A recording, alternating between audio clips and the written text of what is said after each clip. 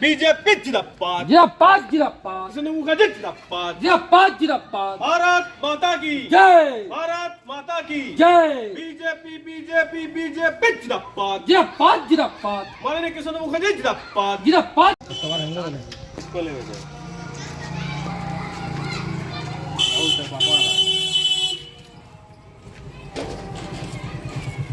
जिंदाबाद जिंदाबाद जिंदाबाद जिंदाबाद जिंदाबाद किशोर मुखर्जी जिंदाबाद जिंदाबाद किशोर मुखर्जी जिंदाबाद जिंदाबाद जिंदाबाद आसनसोल उत्तर विधानसभा जितबे के किशन मुखर्जी आवाज के आसनसोल उत्तर विधानसभा जितबे के सोनू मुखर्जी आवाज के जिंदाबाद जिंदाबाद नितिन नवीन जी जिंदाबाद जिंदाबाद जिंदाबाद जिंदाबाद जिंदाबाद जिंदाबाद भारत माता की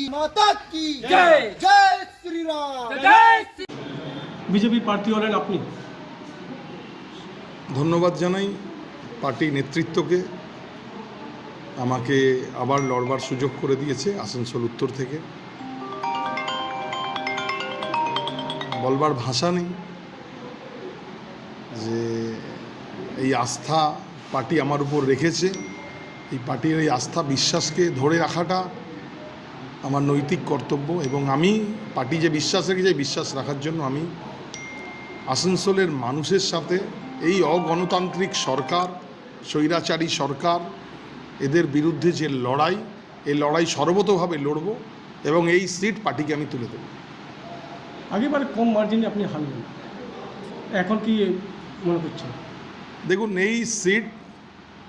আসানসোল উত্তর 2021-এও আমরা জিতেছি এবং আগামী দিনে এটা হয়তো সেই সময় কাউন্টিং বা অন্য অনেক টেকনিক্যাল ব্যাপার ছিল, যাই হোক সেটা নিয়ে আমি আর 21টা মনে করতে চাই না। 2026-এ সর্বতোভাবে এই সিট আমরা জিতব এবং রেকর্ড মার্জিনে এই সিট আমরা জিতে দেখাবো।